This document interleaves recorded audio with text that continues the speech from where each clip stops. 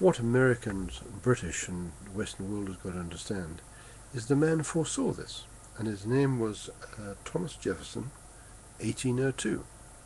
What he said was, I believe that banking institutions are more dangerous to our liberties than standing armies. If the American people ever allow private banks to control the issue of their currency, first by inflation, then by deflation, the banks and corporations that will grow up around the banks will deprive the people of all property until their children wake up homeless on the continent their fathers conquered. And isn't that exactly what's happening in Britain, where the government has crazily given banks loans and then borrowed from banks, apparently, of mounting to 1.5 trillion, and then they've taken loans out to pay this lot of another trillion bit, and now they're just going to give them another 50 billion. I mean, we're talking about altogether 2.4 trillion. Now, the British economy isn't that big. It's probably hovering around about 1.9 trillion pounds or 2.7 trillion dollars, somewhere around there in any event.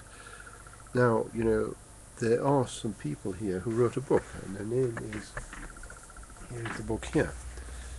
It's called The Great Reckoning, and it was written by James Dale Davidson and William Rees-Mogg. And this book is 1993. And these men analysed what was going to happen from the year 2000. You see, this problem actually did start around 2000, when all this nonsense started. I mean, it just didn't go out these banks and buy all that rubbish last week, or 10 weeks ago, or a year ago. It took a long time for this to happen.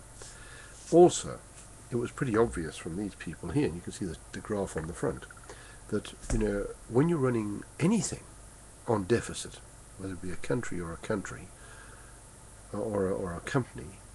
or an individual, you're going to get into trouble.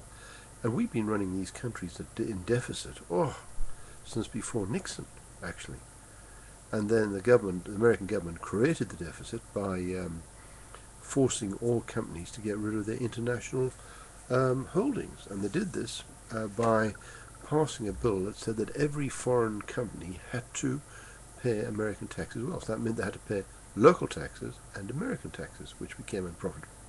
And I know where I was, they sold off companies overnight for, to get rid of it because it was going to cost them money. So America went from being, in a plus situation to being in a deficit, and then from then on, it just seemed to be always in deficit. So when these presidents have lied and got up and said, "Oh, we reduced the deficit," what they meant was, they've only reduced the annual deficit, but the cumulative one is still growing. There's interest on top of that, etc. And, we can't continue like that. Of course we couldn't continue. This is what these men foresaw. And these aren't the only ones. There's a lot more who've seen all this going on. Britain has been running at a deficit. So consequently, we've got one of the biggest deficits in the Western world for a small country like this. 60, 70 million people. I mean, not only... Now, their scenario is very simple. They've gone into this very thoroughly. It's a fairly thick book, which I read in 1993. And I just found it recently by accident. It just fell out of my shelf in the garage. And when I scouted through it again, the conclusion was, first there's going to be inflation, which we saw house prices shooting up all the time, car prices going up, and everything was shooting up. While the government was saying it was 4%, it was about 18% the inflation rate in this country. And then, of course, by deflation, which we've seen coming on, house prices collapse, car prices going down, everything just crashed through the floor. Oil went down, etc. Where oil was going to go up to $240 a barrel, it crashed down to 40. Now, of course, the next thing is hyperinflation. And why is that?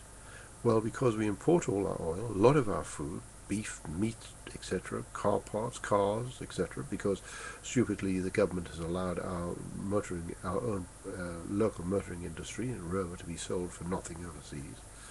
And so as your pound goes down and the dollar goes down, which is they're suffering from the same thing, as these currencies sink, as people lose faith in them, of course your purchasing power goes down as well. So instead of it costing you £1, it's going to cost you £2 to do it.